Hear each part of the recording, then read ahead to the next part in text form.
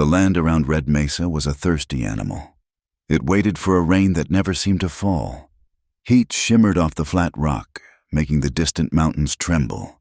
Wind, dry as bone, carried grit from the high desert, polishing the raw wood of the town buildings to a dull silver. It was a wind that tasted of dust and distance. There was a new sound in that wind, a rhythmic clanging of steel on steel, faint but growing stronger each month. The railroad was coming. It was a promise to some, a threat to others. It pushed its way west, an iron snake tasting the air, caring nothing for the lines drawn on maps or the lines carved in stone by people who had been there first. Jonah Hale knew the sound. He heard it every morning when he walked from the small cabin he had built behind the ruins of his home. He was a man of 38, but his eyes held the flat, patient look of someone much older. His ranch, nestled against a rise that offered a little protection from the north wind, was a place of good water. The spring that fed his troughs was the reason he stayed. It was the reason he rebuilt, piece by piece after the fire. He moved among his horses, his hands gentle on their flanks. He bred them for stamina, for the ability to cover the hard country and not break. He was a former soldier, had ridden with the Black Cavalry, and he knew a good mount. He knew what it took to survive. That life was over, discharged and done, but the stillness of it, the discipline, had stayed with him. He lived inside a fence of his own making, a quiet so deep it was almost loud. A year had passed since the night of the smoke and the shouting, the night the reavers came, the night he lost everything he had built, or so it felt, the night he lost his wife. He had been away, moving horses to a safer pasture. He returned to embers, the smell of burnt pine, and a silence that screamed. The memory was a physical thing, a black scar on the land and on his mind. He still slept near the ashes of the main house, in the cabin that was little more than a shed, as if standing vigil. He spoke little to the people in Red Mesa. He traded his horses for what he needed, his words few and measured. The only man he spoke to with any comfort was Tala Redbird. Tala understood the land, the silence, and the things that did not need to be said. Into this dry, weary world. The afternoon stagecoach brought Maya Hart. She was 21, and the journey from the east had scrubbed the softness from her face, leaving only a pale exhaustion. She clutched a small carpet bag, its handle worn smooth. Inside were her few possessions, a change of clothes, a book of letters, a tin of herbal salves, and a heavy, worn paper that held the last known whereabouts of her aunt, a woman named Eliza Hart. Maya was shy, a person built for quiet rooms and the rustle of leaves, not the vast, sun-baked emptiness of the high desert. She could read and write well. She understood the language of plants, how to weave a basket tight enough to hold water, how to find the root that would ease a fever. But the language of this new place, the hard eyes of the men who met the stage, was foreign to her. She stepped down onto the dusty main street, pulling her shawl tight against a wind that felt nothing like the breezes back home. The town was one street, a collection of false front buildings leaning against each other for support. The Juniper House Inn, a general store, a smithy, a saloon that seemed to be the only building with any life, its doors swinging even in the middle of the afternoon, and a small office with a sign that read, Sheriff Porter. The air itself felt tense. It carried the old, sharp smell of gunpowder, a faint metallic tang that never quite washed away. It was the scent of recent violence, of arguments settled too quickly with iron. The year was 1878, and the country was still healing from its great tear. Here, so far from the centers of power, the law felt thin, a rumor more than a fact. Justice was often just the will of the man with the heaviest hand. Maya went to the Juniper House. It was run by a woman whose face was a map of past troubles. Maya asked for a room, her voice a low murmur. The woman nodded, taking her coin. From a shadowed corner of the common room, two men watched her. They wore the boots and coats of railroad men, but they had the lazy, watchful eyes of predators. They belonged to Asa Vance. Their presence was a small stone dropped in the water, and the ripples spread. Asa Vance was a name spoken with a mix of fear and angry respect. He was a speculator, a man who saw the land not for its beauty, but for its utility. He saw the silver in the hills, the water in the valleys, and the path for his railroad. He wanted it all. He was known for his polite letters making offers, and the fires or lost grazing that followed when those offers were refused. He had his eyes on the land belonging to the Dinah, the people, who lived on the high mesas nearby. And he had his eyes on the ranches with good water, ranches like the one belonging to Jonah Hale. The town lived under this shadow.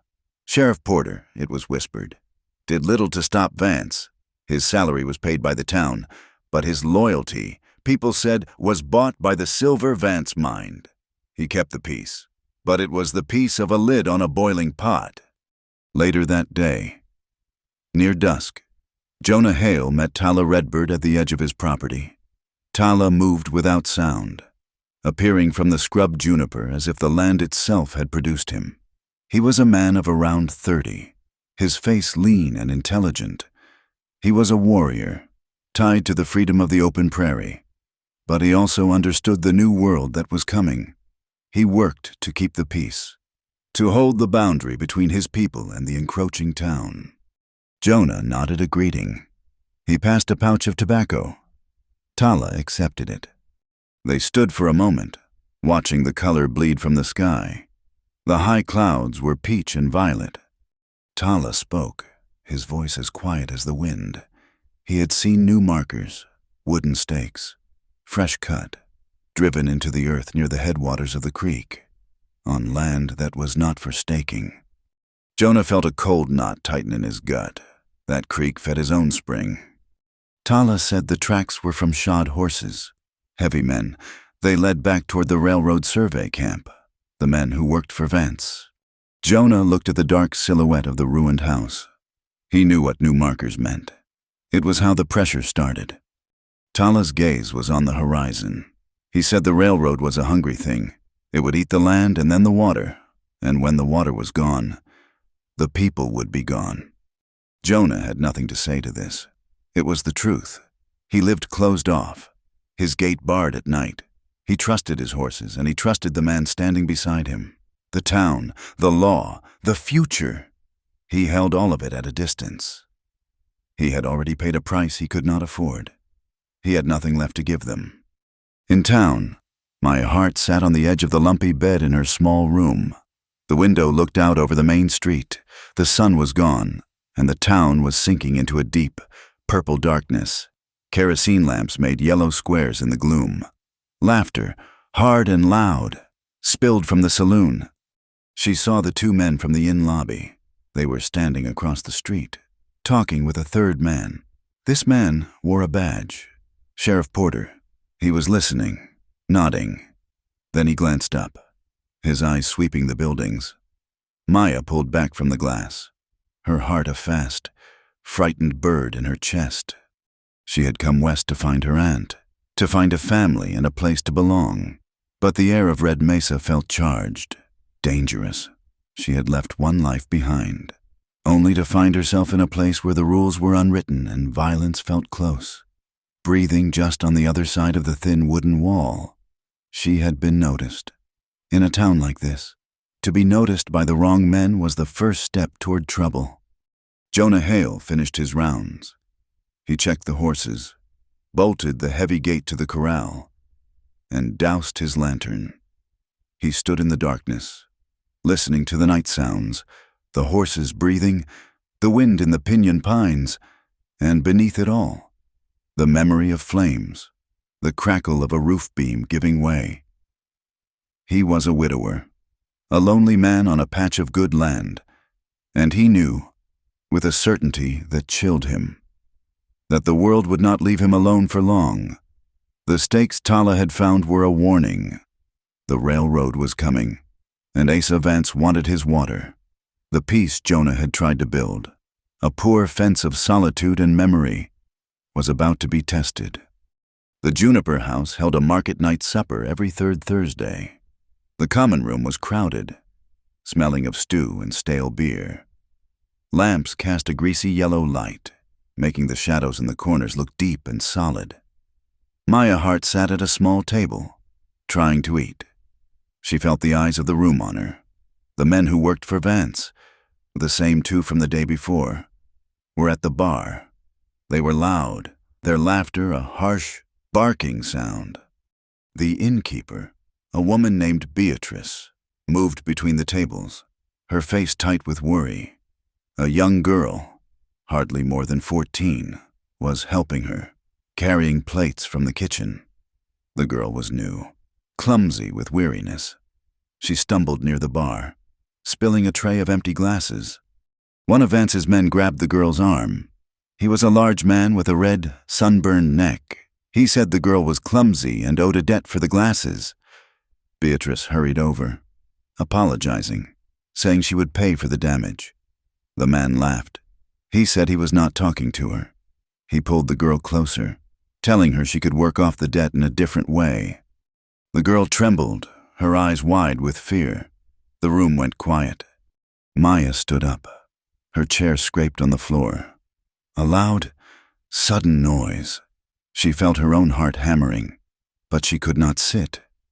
She moved forward, placing herself between the man and the young girl. Her voice was barely a whisper, but in the silence, it carried. She asked him to please let the girl go. The man looked at Maya, his eyes traveling over her. He smiled, a slow, unpleasant expression. He said this was none of her business. He told her to go back to her table. He reached out to push Maya aside. At that moment, a hand closed on the man's shoulder. It was not a violent grip, but it had the unyielding weight of granite.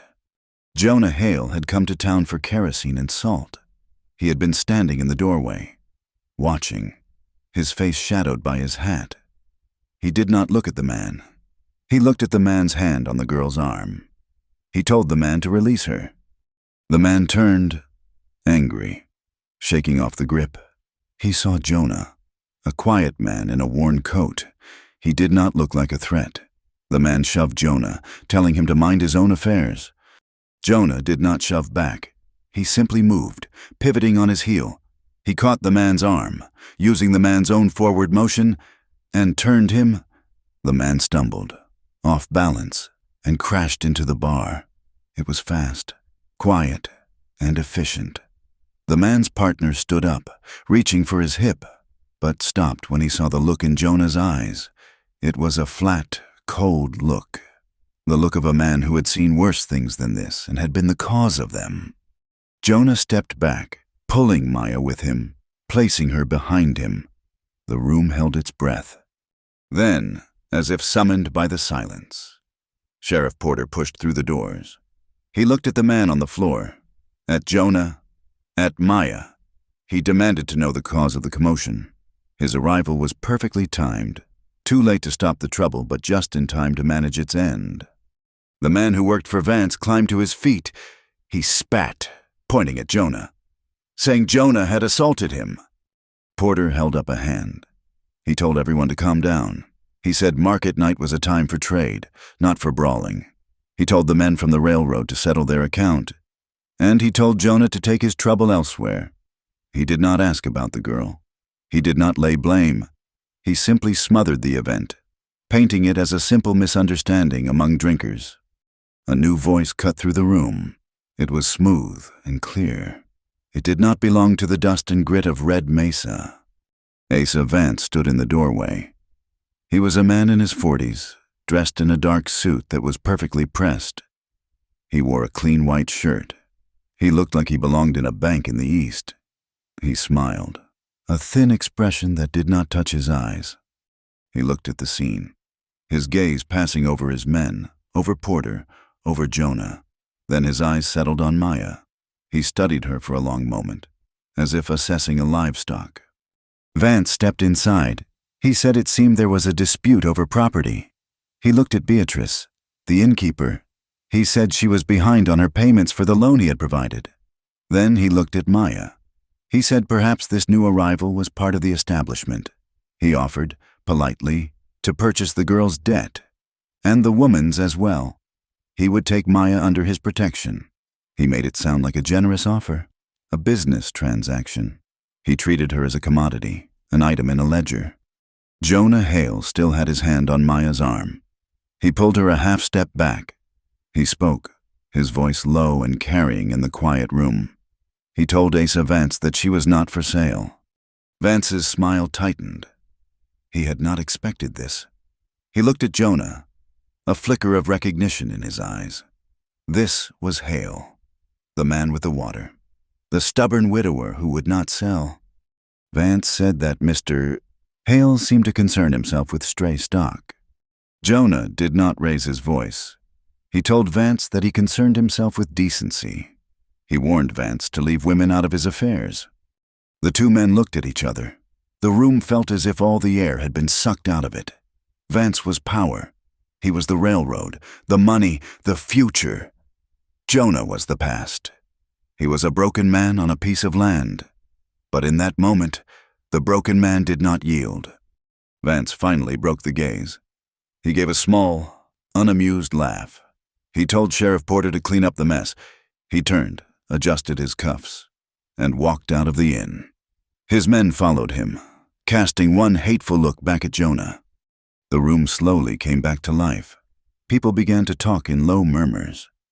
Sheriff Porter cleared his throat. He told Jonah to leave. He said he was disturbing the peace.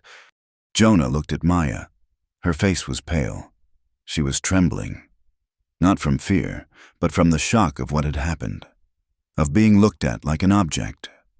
He nodded once, a curt motion, and led her out into the dark street. The next day, the town was thick with rumors. People whispered that Asa Vance was angry, that he would not be challenged, that he would crush anyone who stood in his way. The pressure began, not with violence, but with paper. The innkeeper, Beatrice, found a notice nailed to her door. It was a foreclosure document, citing violations of a loan agreement she did not understand. The blacksmith found his lease on the smithy had been terminated by a new owner, a holding company based in the east. Others found claims filed against their water rights, their grazing boundaries. Small, legal cuts designed to bleed them dry. The message was clear. Red Mesa belonged to Asa Vance, and he would have it, one way or another. That same morning, miles from the town, Tala Redbird found the stone markers, the ones his grandfathers had set. They had been toppled, rolled into a gully. In their place, 50 yards inside the boundary of the Dina land, were new wooden stakes. The fresh pine smelled of the sawmill near the railroad camp. Tala knelt, studying the ground. He found the tracks, heavy horses shod with iron from a modern forge. The tracks were clear in the dry soil. He followed them for a mile. They did not turn back toward the town. They led straight to the sprawling, fenced compound that served as the headquarters for the railroad survey team. The compound of Asa Vance. Jonah brought Maya to his ranch. He had not known what else to do. He could not leave her at the inn, a target for Vance or his men. He drove her in his wagon, the two of them sitting in silence, the sun just beginning to rise, painting the sky in shades of pink and gray. When they arrived, Maya saw the ranch. She saw the good, strong fences, the healthy horses, and the spring that ran clear and cold. She also saw the black, skeletal ruins of the main house. She looked at Jonah, her eyes full of questions he would not answer. She was distressed, blaming herself. She told him she had brought this trouble to him. She had meant to help the girl, but she had only made things worse. She was a burden, just as she had always feared. Jonah stopped her. He was not a man for comfort. He did not know the words for it. Instead, he led her to a small, secondary barn, one that had been spared the fire. It was clean and warm, smelling of hay and horses. Inside, a single foal, all legs and wide, dark eyes, stumbled in a pen. Jonah told her the foal's mother had been lost to a mountain cat. The animal needed care, someone to feed it milk from a bucket, to keep it warm. The barn was dry. There was a small cot in the tack room. He told her she could stay here. It was not an offer of charity. It was an exchange. He was giving her a job, a purpose. He would give her refuge, and she would give him her work. Maya touched the foal's velvet nose. The small creature butted against her hand. For the first time since arriving in Red Mesa, a small, genuine smile touched her lips. She accepted. That night, Jonah did not sleep. He sat in his cabin, a rifle across his knees, and watched the ranch. He was waiting. He knew Vance's type, the public warning, the legal papers. Those were for the town. For him, the message would be different. It would be personal. It came near 3 in the morning. He did not see them come. He smelled it, the sharp, unmistakable smell of kerosene on the wind. He moved fast, out the door and running. It was not his cabin. It was not the main stable. It was the grain store, the building where he kept his entire stock of winter feed. Flames were already licking up the dry wooden walls, climbing toward the roof. The fire was hot, unnaturally fast. Jonah stopped. He did not run for a bucket. He knew it was too late. He just stood and watched it burn. This was the warning. This was the reply to his defiance at the inn. Maya ran from the auxiliary barn, pulling her shawl around her. She stopped beside him, watching the fire roar, silhouetted against the terrible orange light. She saw his face. It was a mask. His body was perfectly still, but his eyes reflected the flames. He was not just watching his grain burn. He was watching the other fire, the one from a year ago, the one that had taken his home, his wife. The fire was a cold-blooded message. Asa Vance was telling him, I can touch you. I can burn what you value. I have done it before, and I will do it again. Dawn broke over the smoking, blackened heap of the grain store. The air stank of ash and ruin. Jonah Hale looked at the tracks in the dust. The same shod horse tracks Tala had described. Near the foundation, he found a broken piece of a lantern, its metal stamped with the name of the railroad. His survival and the safety of the woman he had rescued were now the same problem. His ranch, his water, his life, all of it was tied to her. By standing up for her, he had put himself back in the fire. He could not protect his land by staying quiet any longer. His isolation was over. The sun was barely over the eastern mesa, its light a thin, cold yellow. It did little to warm the morning air, which was heavy with the stench of wet ash and scorched grain. Jonah Hale stood stiffly, his hands clenched at his sides. He had not moved for nearly an hour, just watching the last of the smoke curl up from the blackened timbers of his grain store. Maya Hart stood a few yards back, near the auxiliary barn, holding a blanket around her shoulders. The foal, sensing the distress in the air, made a low, uneasy sound from its stall. 2 riders approached, not fast. They were not in a hurry. Sheriff Porter reined in his horse, stopping a safe distance from the smoldering pile. His deputy, a young man with nervous eyes, stayed behind him. Porter did not dismount immediately. He sat in the saddle, his gaze moving from the ruin to Jonah, and then to Maya. His expression was one of official, bored duty. He finally swung his leg over, his boots kicking up small puffs of dust. He walked toward Jonah, his thumbs hooked in his belt. He said he had heard there was some trouble. Jonah looked at him. The flat, cold anger in his eyes was almost a physical thing. He said trouble was one word for it. Porter nodded slowly, looking at the black beams. He said it was a terrible shame, a real hazard, these dry old buildings. He said a man could lose everything if he was not careful. He said a fire like this, it showed a lack of proper management, a lack of safety. Jonah did not rise to the bait. He just waited. Porter pulled a folded paper from his coat pocket. He said he had a duty to the county. He said, given the obvious fire risk and the clear violation of safety codes, he was being forced to look into the matter. He used the words due process. He said he might have to issue a notice of seizure for the public good, to prevent further danger. Jonah took 2 steps toward the ruin. He bent down. ignoring the heat still radiating from the ground. He used a piece of scorched wood to poke at the embers near the foundation, where the fire had started fastest. He pointed. He told Porter to look. Among the gray ash and black charcoal, there was a dark, oily sheen on the packed earth. The smell of machine oil and kerosene, masked by the smoke, was still strong. Jonah told him it was deliberate.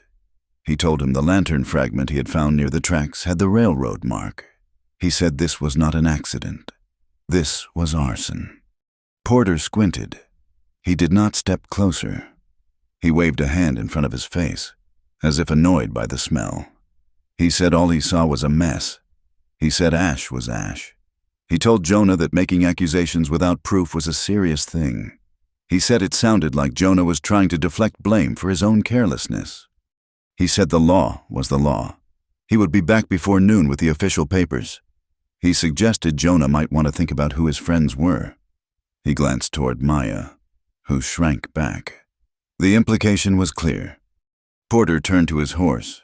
He was about to mount when a third rider appeared. Tala Redbird rode in from the north, not from the town road. He moved his horse with an easy, silent grace. He stopped near Jonah. He looked at Porter, his face impassive. Porter's face tightened. He did not like Tala. He told him this was official county business. Tala ignored him. He looked at Jonah, then at the smoking barn. He said the men who set the fire were clumsy. They were railroad men, not men of the land. He reached into the pouch at his belt. He held out a piece of dark, oil-stained fabric. It was a thick cotton rag, torn. Tala said he found it snagged on a juniper bush half a mile away, along the tracks that led back to Vance's camp, the tracks from the shod horses. He held it out for Jonah to smell. The scent was not just oil. It was pine rosin, thick, sticky pine tar, the kind the railroad crews used to seal timbers and protect steel. Jonah looked at Porter. He asked if that was enough proof. Porter's eyes darted from the cloth to Tala. He sneered. He said all he saw was a dirty rag and the word of a man who had no legal standing in his town. He told Jonah he had until noon. He mounted his horse and rode away, his deputy trailing behind him like a worried shadow. The three of them stood in the silence left by the hoofbeats. The sun was higher now, and the ruin of the barn looked even more pathetic in the broad daylight. Maya came forward, her hands twisting the blanket. She looked at Jonah. She said this was her fault. If she had not been at the inn, if he had not stepped in. Jonah cut her off. He said this was not about her. It was about the water. She was just the excuse. Vance had been waiting for one. But Maya shook her head. She said Porter was wrong. Jonah was not alone. She said the people at the inn, they saw what happened. They saw Vance's men. They saw Vance himself. How he spoke to her.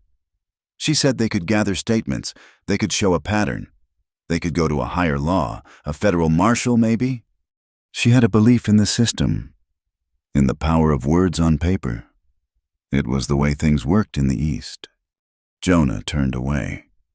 He walked to the water trough and plunged his hands into the cold spring water, scrubbing the soot from them.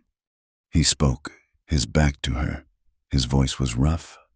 He said he knew about the law. He said he had tried the law, a year ago, after the first fire, the one that took his wife. He had gone to Porter. He had gone to the circuit judge. He had filed claims. He had affidavits. He had proof. He said the law was a slow, expensive machine. And men like Vance, they owned the machine. They put their own men in to run it. He said following the rules was how you lost. It was how you stood by, holding useless papers, while the world burned down around you. His bitterness was a cold, hard thing. He told Maya he would not lose again.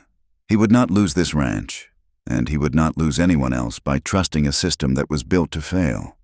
His words hung in the air, a wall between them. He was afraid, not of Vance, but of hope. He was terrified of losing what little he had left, and Maya, by just being there, had become something he had to protect. A rider approached. This one different. He was not a brawler. He was a clerk. Wearing a clean shirt and a string tie, he looked nervous to be on a horse. He rode a well-groomed gelding with the railroad brand.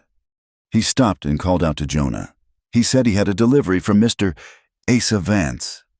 He held out a sealed envelope. Jonah wiped his hands dry and took it. The clerk turned his horse and left immediately, as if afraid the ground itself might be hostile. Jonah broke the wax seal. Maya and Tala watched him. He read the letter. His face, already grim, became tighter. He read it once, then read it again. Finally, he handed the paper to Maya. Her literacy was better than his. She read the words aloud, her voice trembling slightly. The letter was polite. It was full of words like regret and unfortunate incident. Vance offered his deepest sympathies for the fire. He called it a tragic accident, a sign of the dangers of this untamed land. Then came the offer.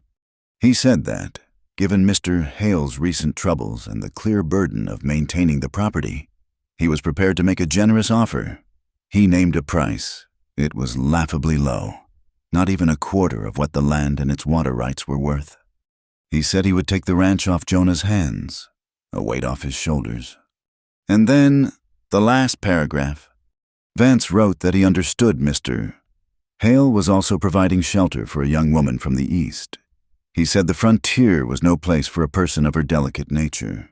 As part of the arrangement, he would be happy to offer Miss Hart his full protection. He would see to her safety, her comfort, and her future. Maya's hand shook. This was not a letter. It was a threat. It was the same as the foreclosure notice, the same as the arson, the same as the toppled markers. It was Vance, claiming ownership. He was offering to buy the ranch, but he was demanding Maya as part of the price. Jonah took the letter from her. He crumpled it in his fist. Maya felt a wave of nausea. She was the problem. She was the leverage Vance was using against him. She was a burden, a thing to be traded. She backed away, moving toward the small barn, her mind racing. She had to leave. She could not be the reason Jonah lost his home. She went to her carpet bag, the one she had left in the tack room. She had to pack. She had to go. Her fingers fumbled with the clasp. Inside, among her herbs and her clothes, was the small bundle of letters from her aunt, and with them, a telegram. It had arrived for her at the stage office in the last town, 2 days before Red Mesa. She had been waiting for it. It was a reply to a query she had sent weeks ago, from back east, to a Pinkerton agent she had paid with the last of her inheritance. She had been trying to find any trace of her aunt, Eliza Hart. She had read it so many times the creases were soft. She pulled it out and read it again, but this time, the words hit her in a new way. The telegram was short. It said, Eliza Hart, last known employment accountant, Vance Rail and Silver Conglomerate, Red Mesa Territory. Employment terminated 3 months prior. Subject vanished. Whereabouts unknown. Case closed. Insufficient funds. She had come to Red Mesa because the letter had mentioned it. She had assumed her aunt was just lost, perhaps moved on. But now, standing in the shadow of Jonah's burned barn, holding Vance's threatening letter, the words Vance Rail and Silver Conglomerate and vanished took on a terrifying new meaning. Her aunt had not just been in Red Mesa, she had worked for Asa Vance, and then she had disappeared. Maya walked back out into the sunlight. She was no longer pale and trembling. Her face was set. The shyness was gone, replaced by a cold, sharp anger that was almost as profound as Jonah's. She walked up to Jonah and Tala. She held out the telegram. She told Jonah to read it. He read it. He looked at her, then read it again. Tala looked at them both. He said, "Your missing person." Maya nodded. She said, "She worked for him. She was his accountant, and now she is gone. Just like his letters said other people were gone."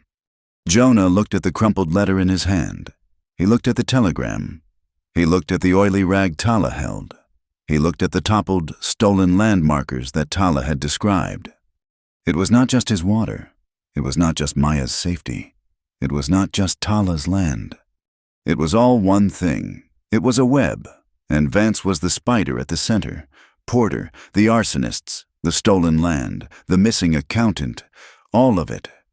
Jonah said, "He is not just trying to buy the land. He is trying to bury what is underneath it." Tala nodded. "He steals the land. He steals the water. And he steals the people who know his secrets." Maya looked at Jonah. She was no longer asking for protection. She was offering a weapon. She said, "My aunt was a bookkeeper. She was meticulous. If Vance did something wrong, she would have a record of it." Maybe that is why she vanished. A new, dangerous idea formed. They were not just defending, they had to attack. Jonah looked at the two of them. A man who trusted no one.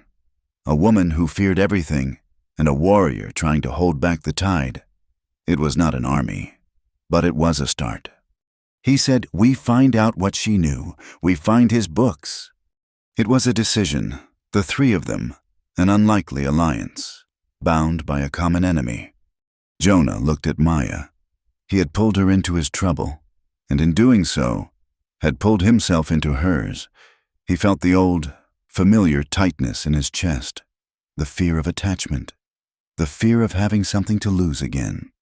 He had invited her to stay to protect her, and now he was asking her to stand with him in a fight he did not know how they could win. Maya saw the look. She straightened her shoulders. She said she was not a burden. She would not be. She was part of this. Her aunt's life was on the line. She would not run. She would learn to be as strong as this land demanded. Jonah merely nodded. He dropped the crumpled letter from Vance onto the ashy ground. He turned to Tala. He asked, "How do we get into his compound?" Tala believed the land spoke. You just had to learn its language. He took Maya to the edge of the creek bed, the same one the arsonists had used. He knelt, not on the trail, but beside it. He showed her how a broken twig, the way the tiny pebbles were scattered, the almost invisible scuff of a boot heel, told a story. He told her who had passed, how heavy they were, and how fast they were moving. Maya was a good student. Her world of herbs and weaving was also a world of small details. She learned to see the difference between the track of a shod horse carrying a railroad man and the print of a Dinah pony. Tala showed her how to use a piece of mirror, a small tin plate coated with silver salts from her own medicine kit, and a string. It was not a camera, but a trap for light. He said they would put it near the trail to Vance's compound. If anyone passed at night with a lantern, the mirror would catch the light and the plate would fog.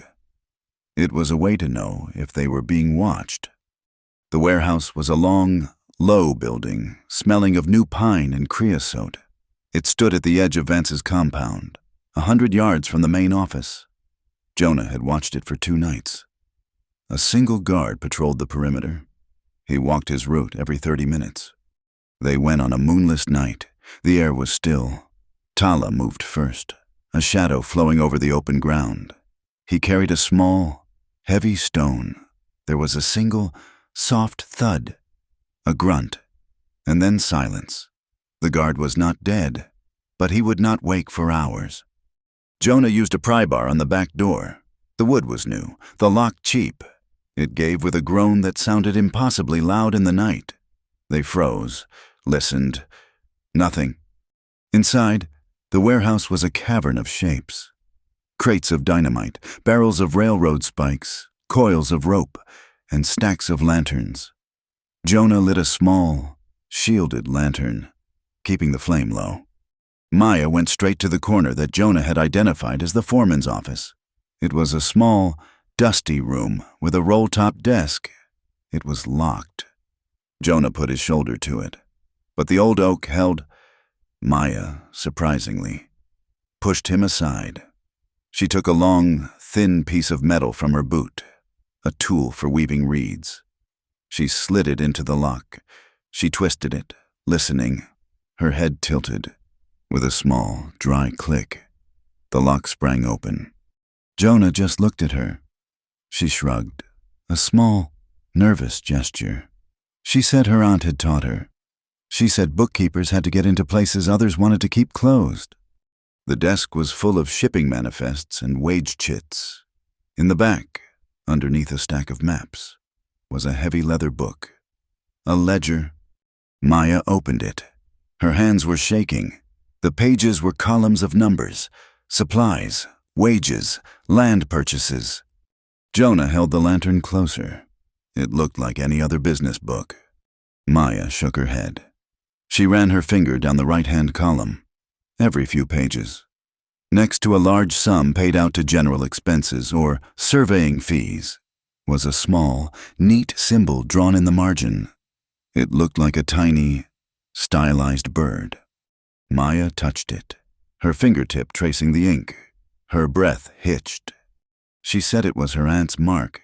It was a private code, a game they played when Maya was a girl. It was a symbol for the Hart family. It meant warning or pay attention. Her aunt had been here. She had seen these numbers, and she had marked them as dangerous. The front door of the warehouse slammed open. A beam of light from a heavy lantern flooded the main floor. A man shouted, "Who is in there?" Jonah killed his own lamp, plunging the office into blackness. He grabbed Maya's arm. He whispered to Tala, "The dry wash, now." They burst from the office.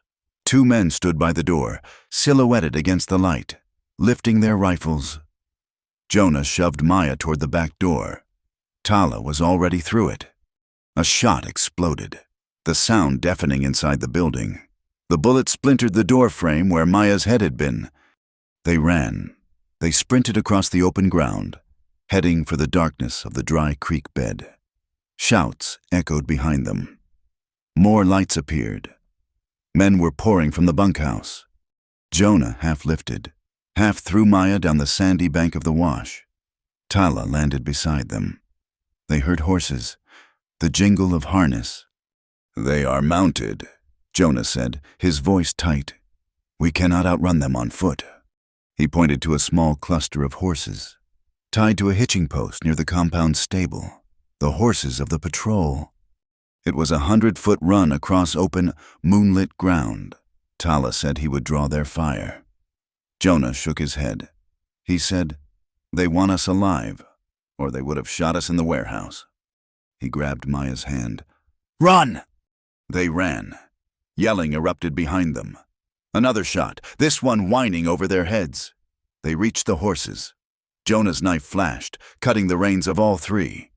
He boosted Maya onto the back of a nervous bay, swung himself up behind her. Tala was already mounted. They kicked the horses into a gallop, diving back into the labyrinth of the dry wash just as the first of Vance's riders came around the corner. The chase was a nightmare of flying sand and thundering hooves. The creek bed was narrow, twisting.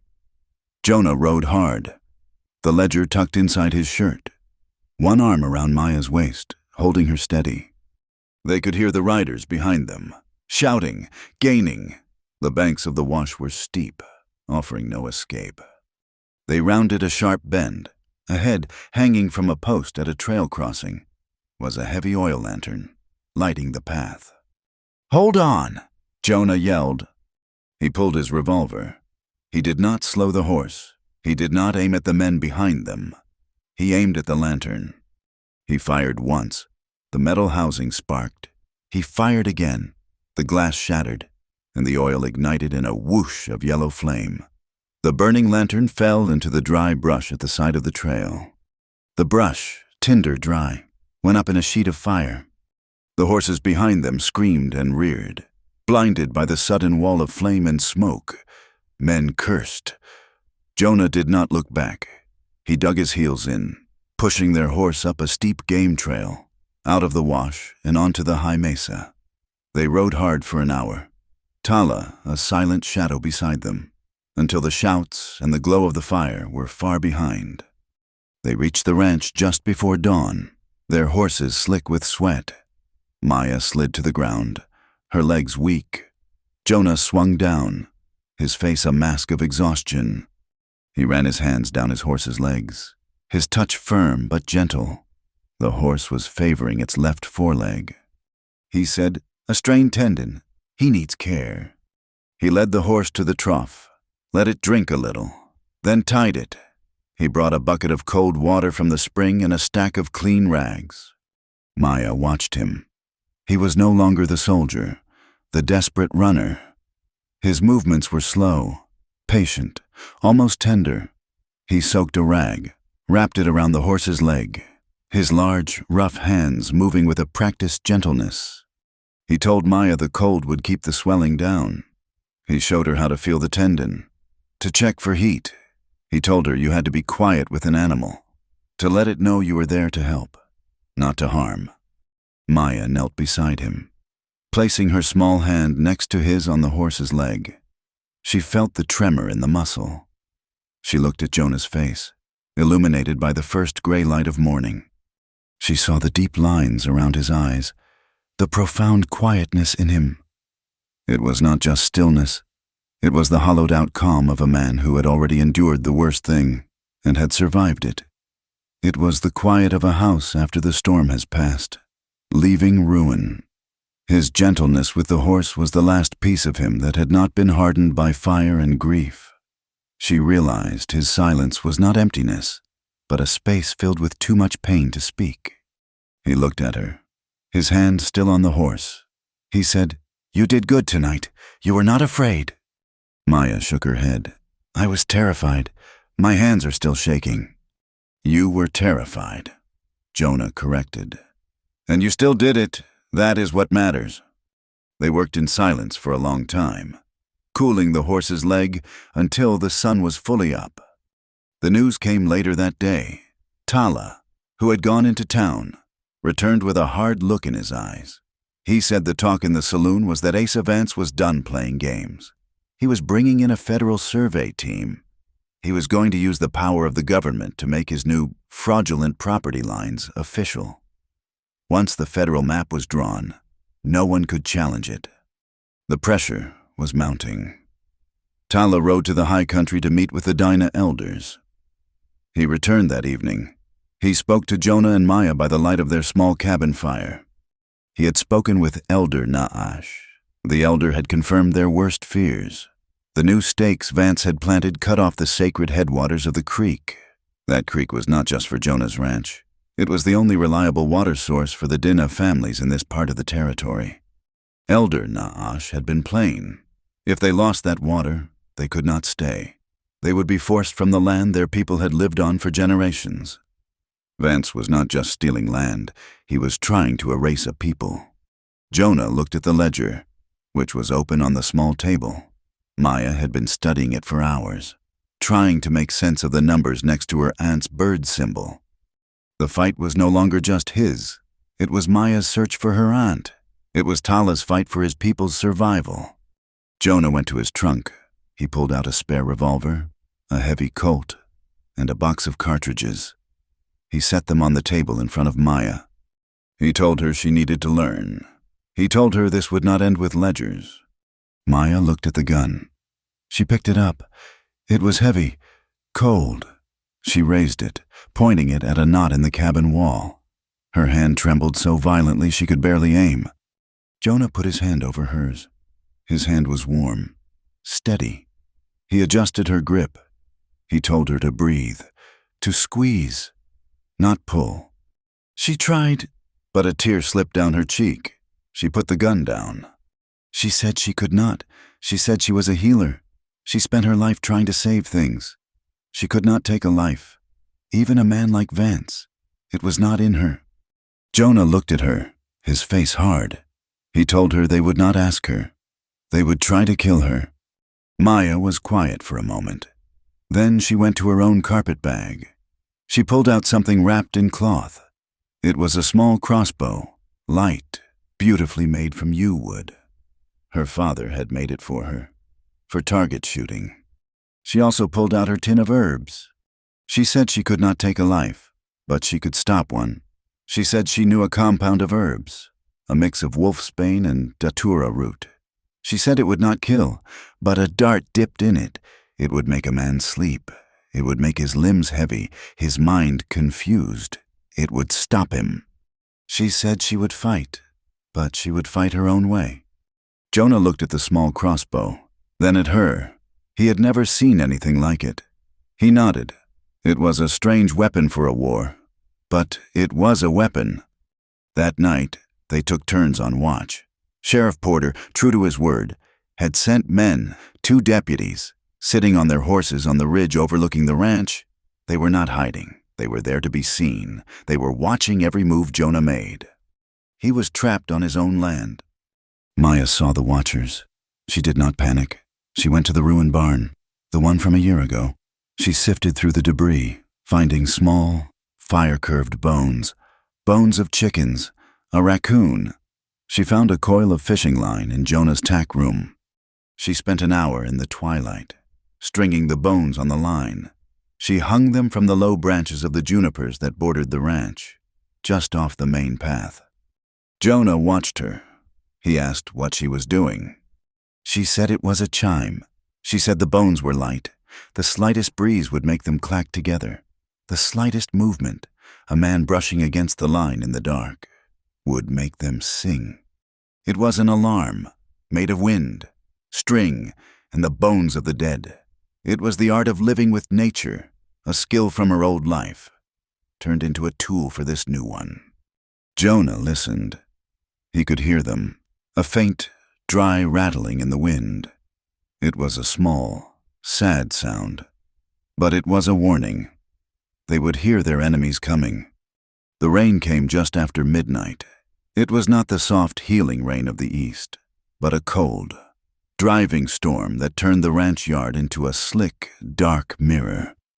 The wind howled, rattling the bone chimes Maya had hung, making them clatter a frantic, lonely song.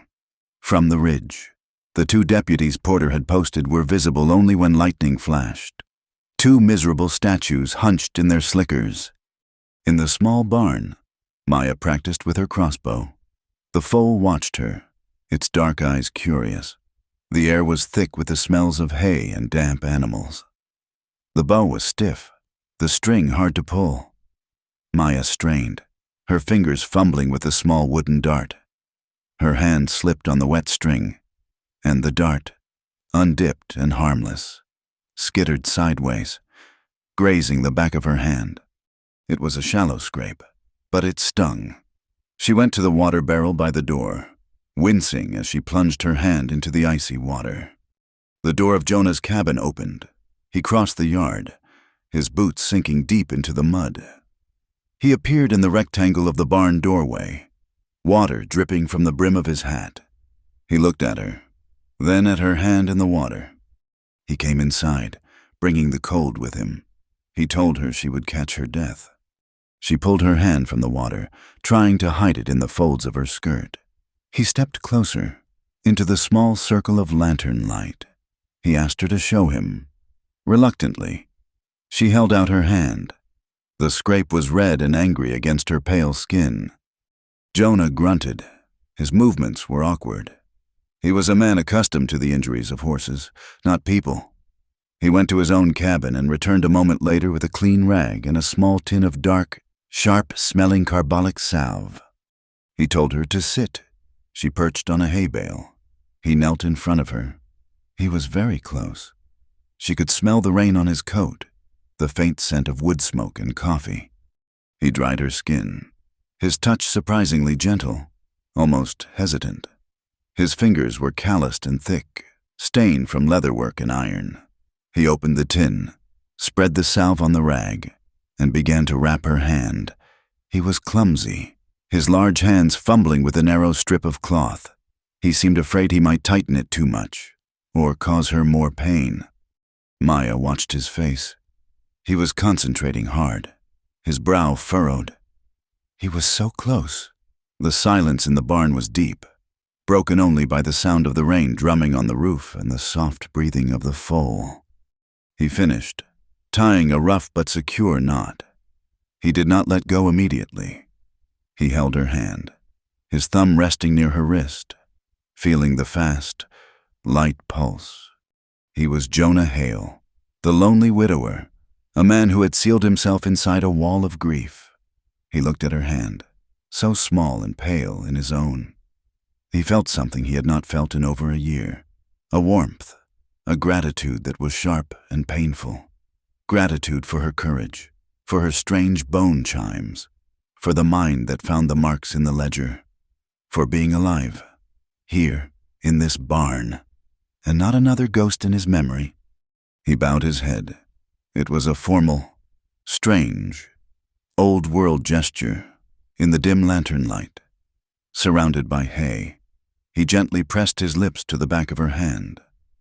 Just below the bandage, Maya's breath stopped in her throat. A powerful blush rose from her neck, flooding her face with heat. She had never been touched like this. The tension was a physical thing.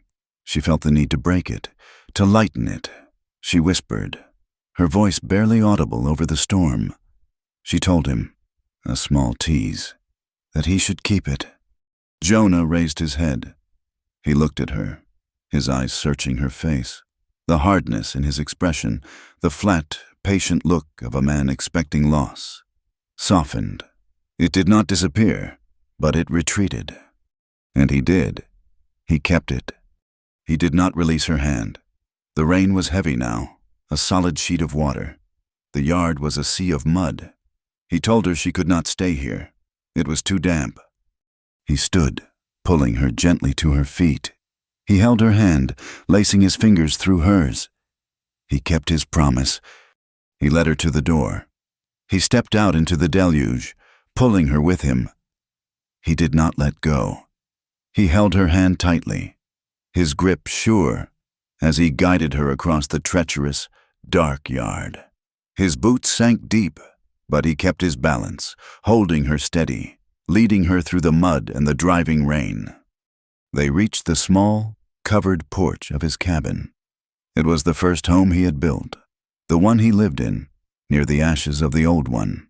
Only when they were both standing under the shelter of the roof, water streaming from their clothes, did he finally release her. The spell was broken. He stepped back, clearing his throat. He told her to get inside, to get dry. He turned, took his hat off, and beat the water from it, his back to her. They stayed in their separate rooms that night, but the distance between them had changed. It had been crossed, not with words or vows, but with a clumsy bandage and a hand held steady in the mud. The rain stopped before dawn. The world was washed clean, but the watchers on the ridge had returned. Tala came near noon. He moved with his usual quietness, his moccasins making no sound on the wet earth. He found Jonah reinforcing a fence post the rain had loosened. Tala had been active. He had been watching the watchers. He had been to the high mesas. He held out his hand. In his palm was a small, smooth piece of wood. It was a carving, beautifully simple, a meadowlark, its head tilted, its beak open as if in song. Tala said it was a bird that sings for the morning. It sings for home. Jonah took the carving. It was still warm from Tala's hand. He turned it over. The work was precise. Tala looked at the ruins of the main house. He said a man cannot live beside a grave forever. He told Jonah the fire was cold ash. The past was a closed door. He must be brave enough to turn around and face the living. Jonah closed his fist around the small bird. He slid it into his pocket. It felt heavy, like a promise.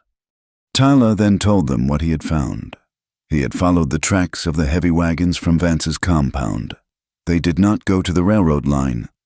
They went north, to the line of hills where the Dino land began. He had found a place where the wagons went in empty and came out heavy. The three of them rode out, using the cover of the canyons, avoiding the deputies on the ridge. Tala led them to a series of old, abandoned mine shafts, long forgotten.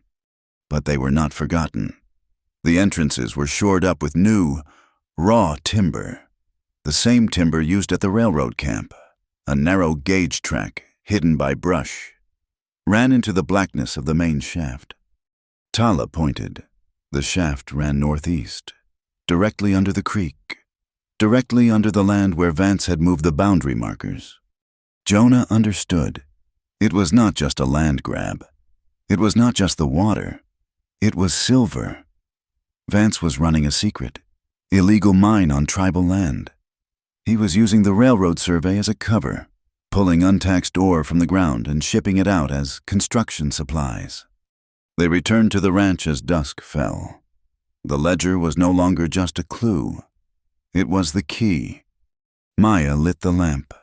She spread the pages on the small table in Jonah's cabin, the little bird symbols her aunt had drawn. She had been staring at them for days. She said, "It is not just a mark, it is a code."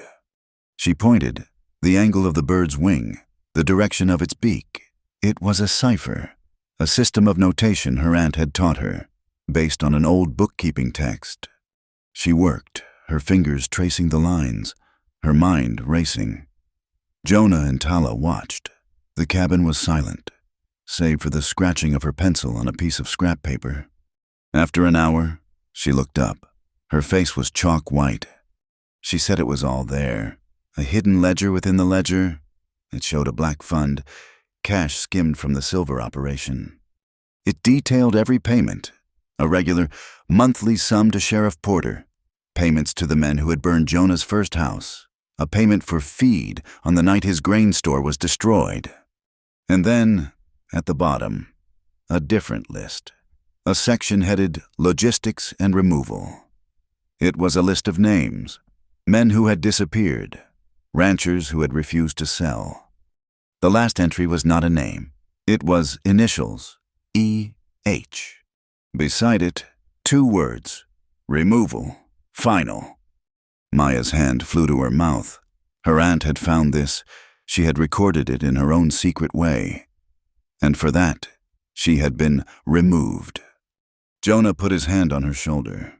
The small bird carving in his pocket felt like ice. He said this ledger was a foreman's copy. It was not enough. Maya looked at him, her eyes bright with a cold, terrible anger. She said the real books, the cash accounts, the letters from Vance, the original ledger. Her aunt would have kept them all. They would be in Vance's office, in his safe. Jonah nodded. He knew that office. It was the only brick building in the compound. It had steel bars on the windows. Tala spoke. He said the federal survey team was due in 3 days.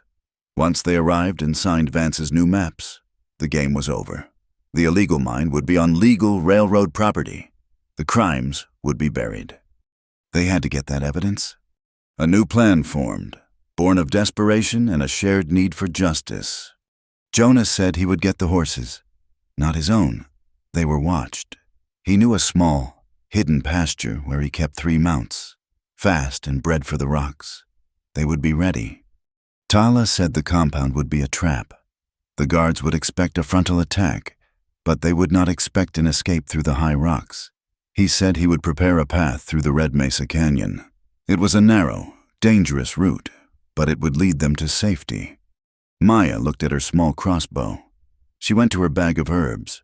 She pulled out a thick bundle of dried sage. She said she would not be useless. She would mix the sage with sulfur and dried horehound. It would create a diversion, a thick, choking smoke that would blind the guards and mask their escape. They looked at each other, the widower, the healer, and the warrior. They would break into Vance's fortress. They had 2 nights. The night was cold.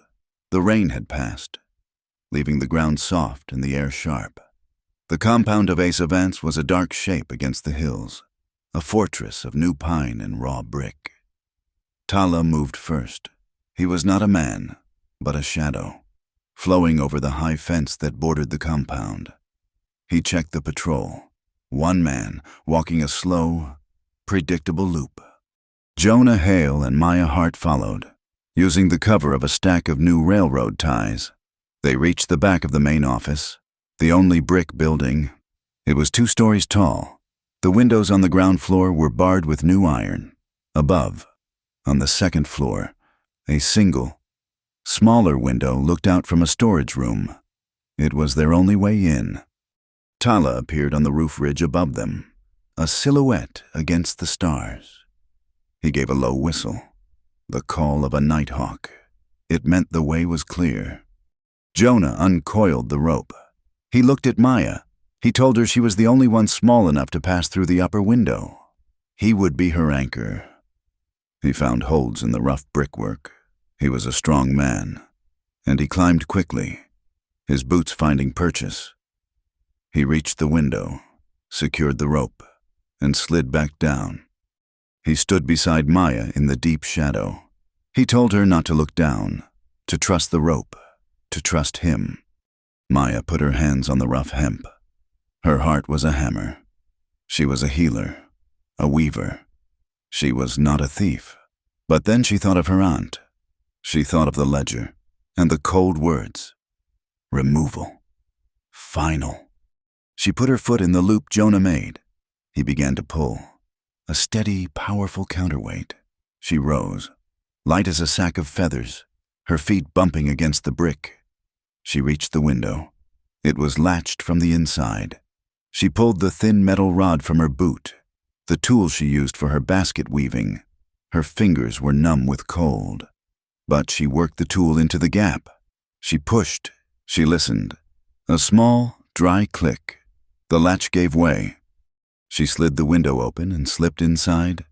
Jonah lowered her slowly until her feet touched the solid plank floor. She was in a small, dark room. It smelled of old paper, leather, and the faint, sweet scent of cigar smoke. A sliver of light came from under the door that led to the main office. She moved to it. This lock was heavier. She worked, her body tense, listening. It felt like an hour. It was perhaps a minute. The tumblers clicked. The door opened. She was in the office of Asa Vance. It was a room of heavy, dark furniture, a massive oak desk, leather chairs, and in the far corner, a black iron safe, squat and immovable. She knew she could not open the safe. She went to the desk. She pulled open the drawers. Shipping manifests, contracts for timber, letters about rail gauges. Nothing. She stopped. She thought of her aunt. Eliza Hart was a bookkeeper. She was a woman of systems. She would not hide something in a place she could not access. The safe was not for her. Maya knelt. She looked at the desk. She looked under it. She ran her hands along the floorboards. One board, directly under the knee-hole of the desk, felt different. It was newer. It was shorter. She used her metal tool. She pried at the edge. The board groaned, then lifted. Underneath was a hollow space, and in the space was a black tin document box. She lifted it. It was heavy. She opened the lid. It was all there. Not a copy, but the original, heavy ledger, a bundle of letters, and a small, leather-bound book, a diary. She saw the looping, familiar handwriting. It was the diary of her aunt. She clutched the box to her chest. From the yard below, a man shouted. A second guard, an unexpected one, had seen the rope. Then the alarm bell began to ring. It was a harsh, frantic, clanging sound that shattered the night. Jonah hissed from the window. He told her to come. Now. Maya ran. She tied the box to the rope. Jonah hauled it up, hand over hand. He looked up at the roof. He yelled for Tala. Doors slammed open. The yard filled with light from a dozen lanterns. Men poured from the bunkhouse, rifles in their hands. Jonah reached through the window, his arm straining. He grabbed Maya by the front of her coat. He pulled her bodily from the room as the first bullet smashed the window glass, sending shards flying. He swung her up onto the shallow pitch of the roof. Tala was there, running toward them, hunched low. He pointed to the back of the building. It was their only path. They ran. The roofs were still damp from the rain, slick and treacherous. A man on a balcony below them saw their shapes. He fired. The bullet whined past Jonah's ear. They reached the end of the office, which joined the long, lower roof of the warehouse. At the far end, a narrow set of wooden stairs led down into a dark side alley. 2 guards were at the bottom of the stairs. They saw them. They raised their rifles, blocking the only escape. Maya cried out. They were trapped. She fumbled at her belt for her crossbow. Her hands were numb. She loaded a small, heavy bolt. She did not have time for her sleeping darts. She looked not at the men, but above them. Hanging from a hook on the warehouse wall was a large burlap sack. She had seen them earlier. Bags of pine resin, sticky and powdered, used to seal the railroad ties. She aimed. She steadied her hand. She fired. The bolt hit the sack. It tore. A pale cascade of fine, dusty resin poured down. It covered the wooden steps in a thick, slippery blanket. The guards at the bottom, their eyes on Jonah, tried to run up. Their boots hit the powder. They slipped, their arms windmilling. They crashed into each other, a cursing, tangled heap on the steps. They were blinded, and they were out of the fight. Jonah did not wait. He grabbed Maya, half carrying her, and plunged down the stairs, past the fallen guards. They reached the bottom. The alley was dark, smelling of mud and pine. They ran. A light flared. Asa Vance stood at the mouth of the alley. He held a lantern high. With him were two men, large and silent, both holding shotguns. Vance smiled, a thin, white expression. He said he was disappointed. He told Mr. Hale this was a very poor decision. Jonah pushed Maya behind him. He held the tin box. His other hand was on the revolver at his hip. The eyes of Vance fixed on the box. His smile did not just fade, it vanished. He said that box was his private property. Jonah's voice was low, rough. He told Vance it was proof of murder, proof of theft. Vance looked at Jonah. The mask of the businessman fell away. He looked at the man who had defied him at the inn, the man who owned the water. Vance said Jonah had always been a stubborn problem, just like the first time. He said it was a genuine shame about his wife. A cold, terrible stillness settled on Jonah. He asked Vance if he had hired them, the men who set the first fire. Vance looked at him. His eyes were flat, like polished stones. He said the West was a place for men who acted, not for men who waited. He said progress was coming, and stubbornness was a disease. He said he had merely hired some timely help. He had hired the men. He admitted it. Jonah's world narrowed to the man in the lantern light. He felt the pull, the desire to draw, to end it. A shot exploded. It did not come from Jonah. It did not come from the men with Vance. It came from the roof above. The lantern in the hand of Vance shattered, plunging the alley into absolute blackness. Tala! A moment later, Tala dropped from the roof. He landed on his feet between Jonah and the two guards. He yelled for them to run. A new smell filled the air. Acrid, choking smoke. Maya had lit the bundle of sage and sulfur. The smoke billowed, a thick, blinding cloud. Men coughed, their eyes streaming. Jonah grabbed Maya's hand. He ran, pulling her along. They burst from the mouth of the alley.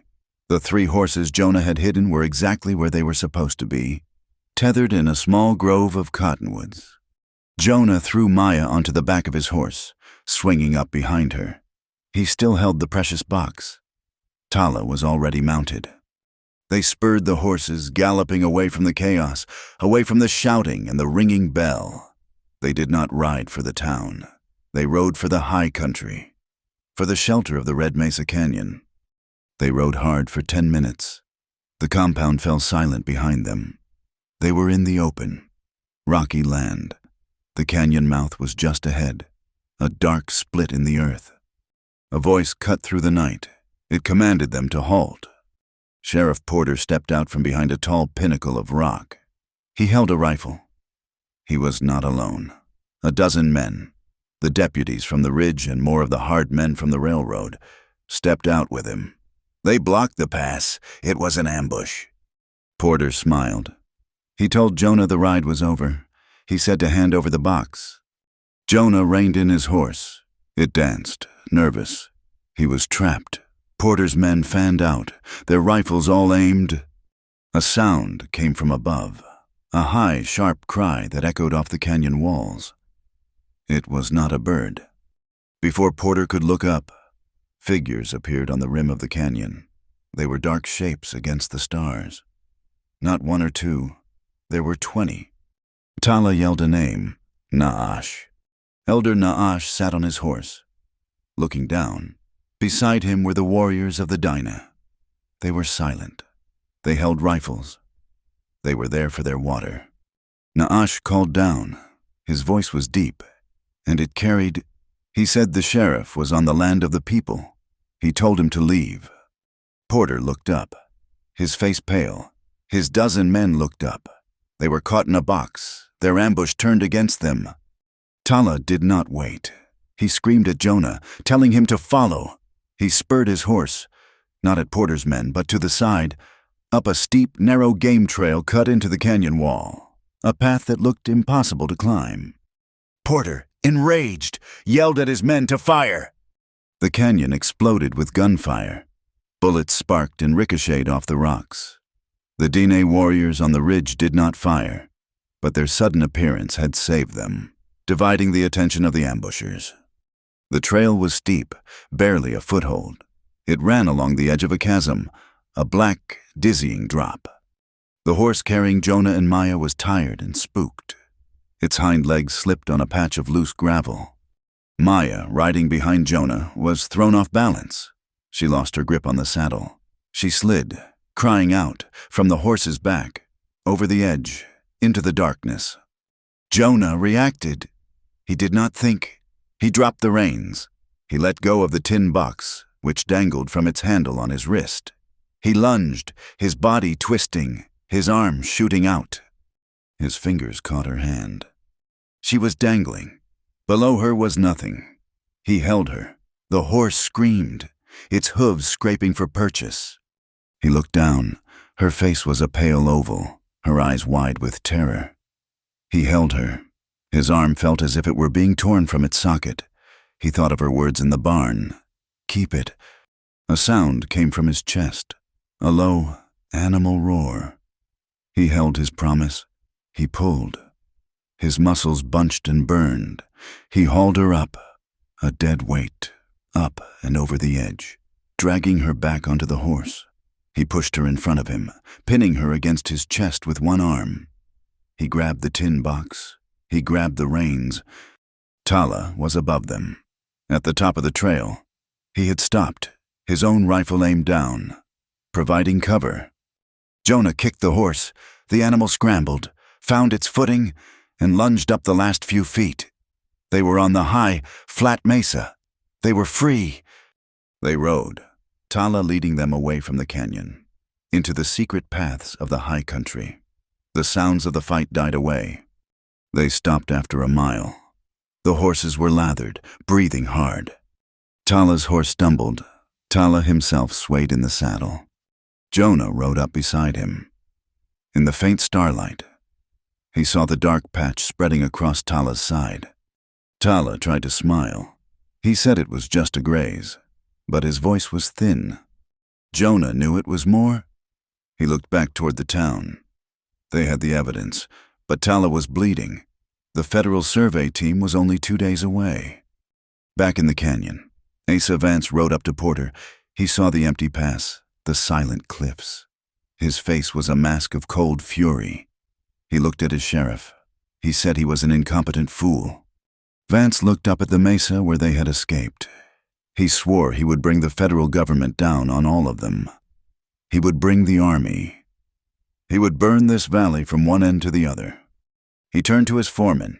He told him to ride to the territorial capital. He wanted a poster. He wanted a bounty. $1,000 for the head of Jonah Hale. They found shelter in a shallow cave hidden behind a curtain of old juniper, a place Tala had used since he was a boy. The horses stood, exhausted, their heads low. Jonah Hale eased Tala from the saddle. The man was a dead weight, his face pale and slick with sweat in the moonlight. Jonah laid him flat on the sandy cave floor. The dark stain on Tala's side had spread. It was not a graze. The bullet had torn through the muscle and flesh of his ribs. Jonah looked at the wound. His hands, so sure with horses and ropes, suddenly thick and useless. He was a soldier, but he was not a healer. He felt a cold spike of panic. Maya pushed him gently aside. She knelt, her carpet bag already open. This was her ground. She worked with a fast, practiced efficiency that stunned Jonah. She lit a small, shielded lamp. Her hands, which had trembled holding the heavy colt, were now rock steady. She gave Jonah orders. Clean rags, cold water from the canteen, hold the light. She worked, her face a mask of concentration. She cleaned the wound, her touch delicate but firm. She pulled a small tin from her bag, filled with a dark, pungent salve. Yarrow, to stop the bleeding, and comfrey, to seal the flesh. She bound the wound tightly with strips of clean cloth. Tala's eyes flickered open. He was conscious, though his breathing was shallow. He looked at Maya, then at Jonah, who was holding the lamp, his face rigid with worry. Maya spoke, her voice quiet, a soft command. She told Tala he had lost blood. He must be still. She forced a few drops of a valerian tincture between his lips to ease the pain and force him to rest.